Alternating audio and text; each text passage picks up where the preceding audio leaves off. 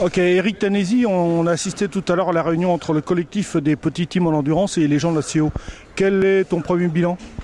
Je pense que c'est tout à fait positif. Le but, c'était d'entamer une démarche de dialogue et on va dire, de partenariat entre les organisateurs, la CO donc, et le collectif des teams d'endurance. Je pense que on va dire, la première mission de démarrer cette démarche est une réussite, dans le sens où ils ont été très à l'écoute de nos problèmes. Ils ont répondu aussi soit complètement, soit partiellement, mais avec, on va dire, une ouverture pour l'année prochaine. Il y a des points qui nous ont permis de dire que c'était positif, entre autres, par exemple, pour les passes.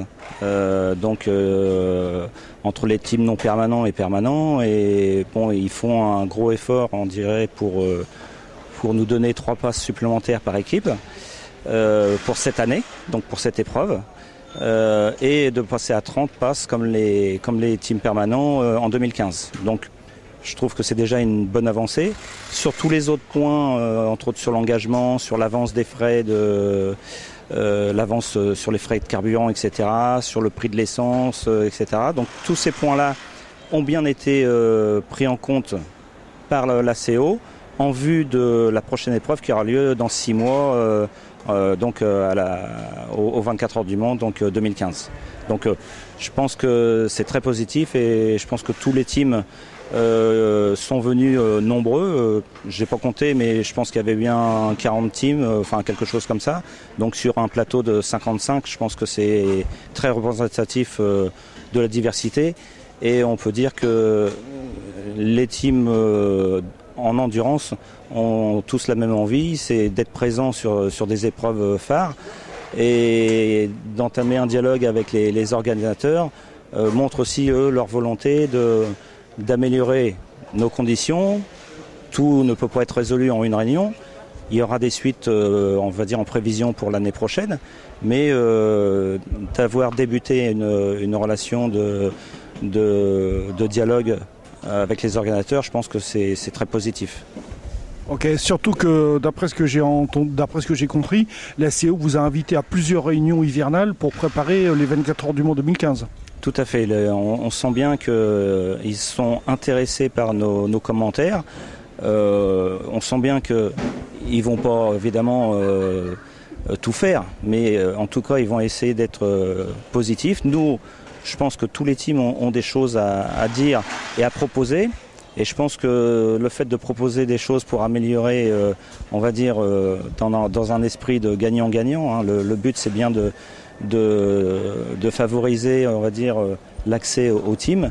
Mais le but final, c'est bien aussi de faire revenir les spectateurs sur ces épreuves phares. Donc, je pense que tous les teams ont besoin de la CO et que la CO a aussi besoin de nous, parce que si les teams privés, on va dire, ne peuvent plus s'engager sur des épreuves mythiques comme celle-là, évidemment, ça ne peut pas aller dans le bon sens. Pourquoi tu n'as pas présenté ta proposition, je crois que c'est la tienne, que tu avais dit qu'il faudrait que la CO donne un certain nombre de billets à des concessionnaires qui supportent un team et que ces concessionnaires s'arrangent pour essayer de faire venir le plus de monde pour supporter leur équipe? Oui, ça reste.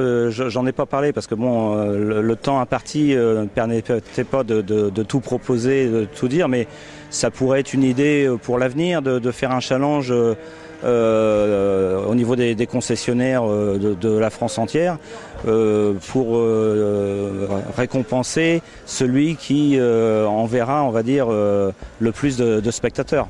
Bon, c'est une idée, mais bon, évidemment, ça peut être, on va dire, des propositions qui peuvent intervenir que dans le futur. On ne peut pas tout mettre en place. Je pense qu'il faut voir les plus gros problèmes essentiels pour la participation des teams privés. Évidemment que je pense que ça concerne les équipes officielles aussi. Parce que sans nous, je pense qu'un classement avec 8 équipes ne serait pas très représentatif. Donc je pense que les grosses équipes ont aussi besoin de nous. Ils ont aussi des problèmes de budget qui ne sont pas les mêmes que les nôtres. Mais bon, moi en tout cas, j'essaie de m'engager à faire le porte-parole des teams privés, entre guillemets, mais dans la diffusion et dans la communication qu'on peut faire, on a besoin de tous. Donc que ce soit des teams permanents, non permanents, et officiels, non officiels, privés, on a besoin de tout le monde. Donc tout ça, c'est pour qu'on puisse vraiment pérenniser l'endurance donc pour les années à venir. Ok, merci Eric. Merci à vous. Merci, au revoir.